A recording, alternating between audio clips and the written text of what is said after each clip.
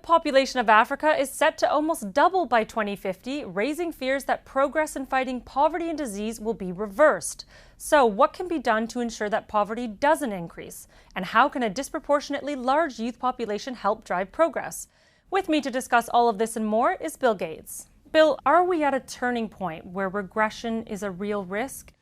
Well, first, the progress over the last several decades has been pretty amazing, both reducing childhood death, getting kids in school, getting agricultural productivity up, and reducing extreme poverty. But it's really Africa that still has a doubling in population to 2050 and probably another doubling to 2100, where you really have to do a good job if you're trying to get these extreme poverty rates down. So if we don't do better in investing in human capital in Africa, yes, the number of people in extreme poverty is actually going to go up.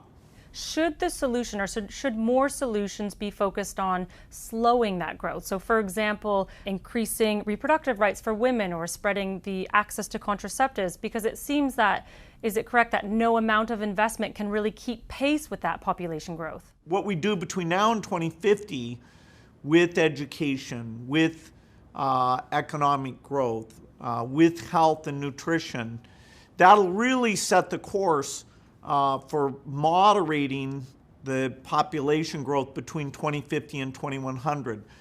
But it's really a virtuous cycle, letting women have reproductive health tools that they want, educating girls, raising agricultural productivity, getting these malnutrition interventions on a much greater scale than we have today. Those are the things you would want to do anyway. It turns out that by doing those well, you also set the population growth rate coming down quite a bit. And so it just makes it that much more imperative that we invest in the human capital now, and so that the challenge of what under any scenario will be fairly high population growth, that you're able to benefit from all those young people making a big contribution to their country.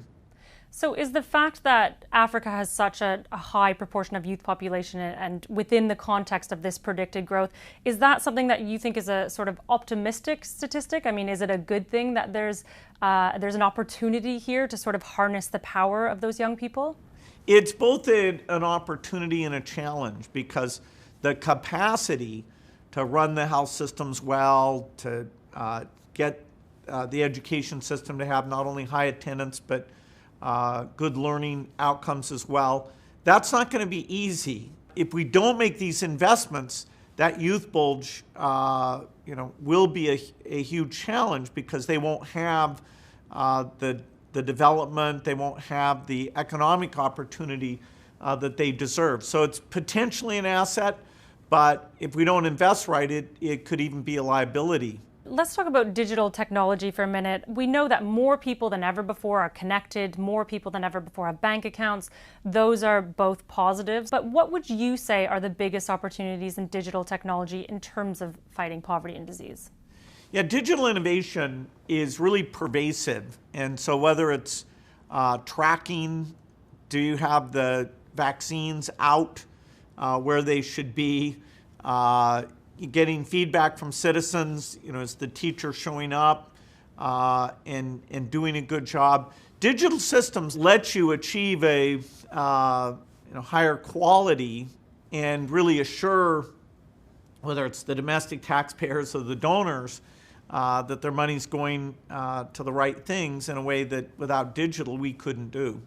I just want to turn back to the U.S. for a minute. Under the current U.S. administration, under President Donald Trump, there's been a lot of threats to cutting the foreign aid budget and even withholding funding from UN agencies. Is it damaging, that kind of rhetoric that exists right now?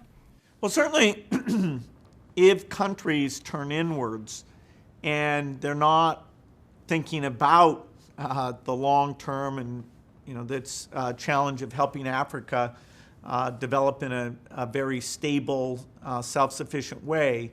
If you think that helping other countries over time is not beneficial, then that's going to be turning back on this model of helping out the poorest. And so when those recommendations in the U.S. to cut the foreign aid budget that came out of the executive branch were put forward, we certainly, our foundation was talking with Congress about what we've seen, that foreign aid is working super well, whether it's malaria, HIV, and so many different areas. And it was very pleasing that the Congress, on a very bipartisan basis, chose to maintain these commitments that are so critical. So foreign aid has stayed flat.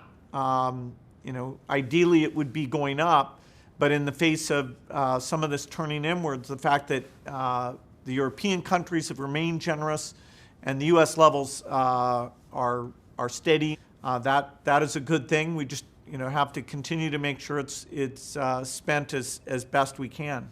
Okay, and one final question for you. There's a question in the report that really stood out to me, which is, it asks, is extreme poverty inevitable? Could you summarize what it will take to ensure that poverty is not inevitable? We know what works. Human capital, agricultural sector, taking advantage of innovation, whether that's new seeds, new vaccines, or the digital platform. It's clear if we make the right investments to help these countries, they can get virtually all their citizens out of extreme poverty. Let's go to a couple questions that we've actually received since we started the webcast. The first is on population growth, and the question is, one of our most pressing issues is population growth. How do you expect this to be addressed? Well, the population growth issue at the global level is not that daunting. That is, the population percentage-wise is growing slower today than in the past, and so it will actually peak out. The problem is that the population is growing the fastest where people are less able to deal with it. So it's in the very poorest places that you're going to have a tripling in population by 2050. And so their ability to feed, educate, provide jobs, stability, protect the environment in those locations mean they're faced with an almost impossible problem. Northern Nigeria, Yemen, Chad. And so what we need to do is take this aid generosity and this innovation and go into those places, offer the women better tools where they want to space birthing or have a smaller family size, and improve health, because it's amazingly, as children survive, parents feel like they'll have enough kids to support them in their old age, and so they choose to have less children. Niger right now, it's still 7 children per family, whereas in the richer countries, you're often at a stable point of which is 2.1 or even less. And so it's really an acute problem in a certain number of places, and we've got to make sure that we help out with the tools now so that they don't have an impossible situation later.